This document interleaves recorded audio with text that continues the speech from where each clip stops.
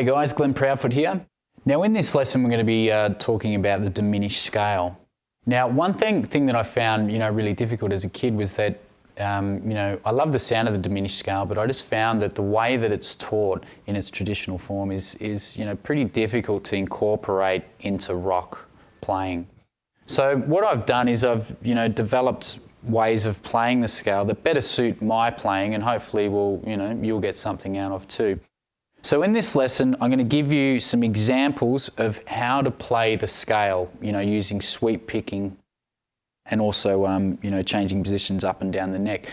Now, in every one of these examples, there are things that I use in my soloing. So they're not just exercises. These will, you can actually create and build runs out of these ideas. So I hope you enjoy.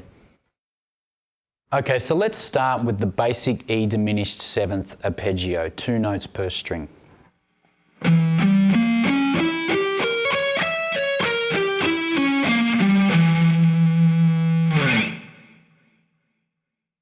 Okay, so now I'm going to play that same thing, but I'm going to incorporate sweep picking, and we're going to utilise all 6 strings. Here it is.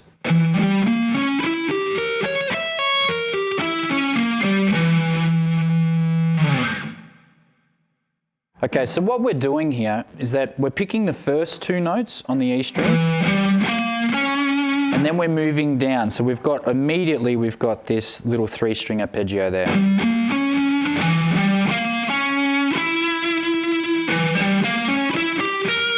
And then we're doing the same thing when we get to the D string. Picking 2 notes, and then crossing down to the B, and we've got that little 3-string arpeggio.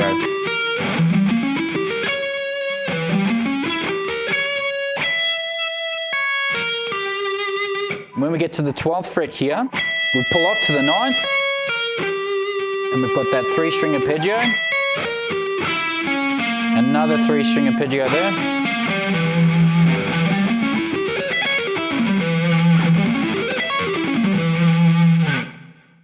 so the reason that I play the scale differently on the way back up is that I like the musicality of it, and also, as with most things that I do, I'm always very concerned about, the flow, the way everything flows. It's got to flow nice and evenly so I can play the scale up and back, evenly.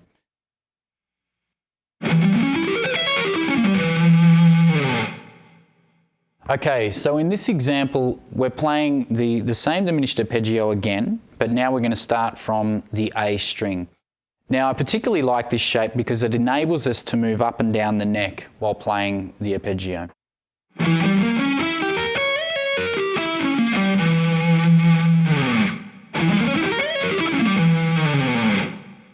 Okay, so what we're doing here is we're starting on the E note on the A string.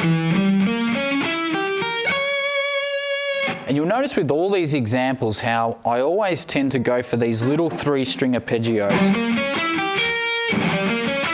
So if you break it down, we've got these 2 basic shapes here. And the reason being for that is that, this helps with the sweep or the economy picking. And what we do when we reach the C sharp note here is we slide up to the 12th fret, and then we pull off.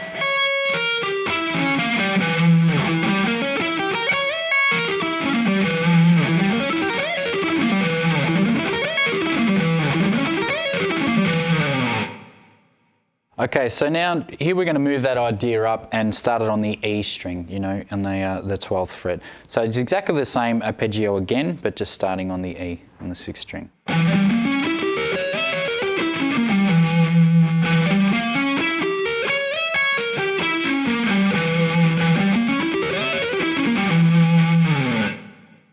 In this next example, I'm using the same shapes, these wide stretches, and I'm going to move through 3 different positions on the neck.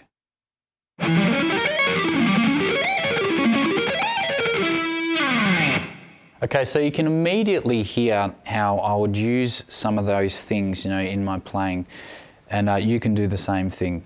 Like a lick like that, you can incorporate into your soloing. Tastefully, but you can do it.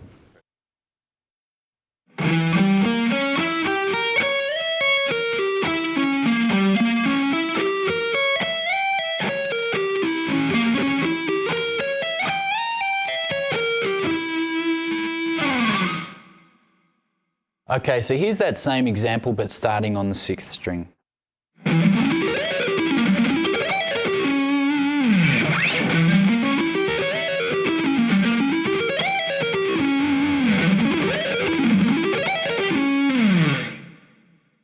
In these last two examples, we're playing the same kind of arpeggios, but we're just utilising groups of 3 strings. And also with these patterns, the reason that I like them is that they're really great for shifting up and down the neck.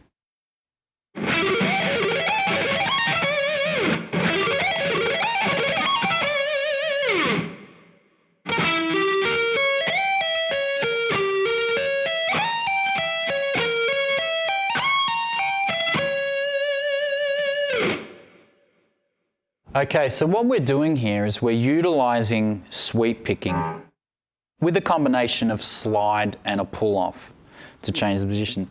Because the basic principle of this is that when we're moving down, we're picking all down. And then when we change positions, we want to be picking all up. So that's why we incorporate the slide and the pull into it.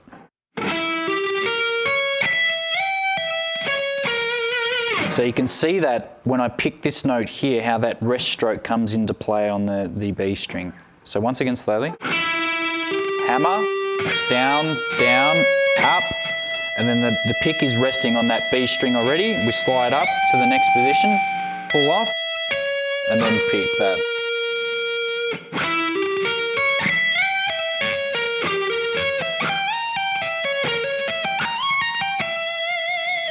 And it's that same process all the way up the neck, and also we're playing the same shapes as well.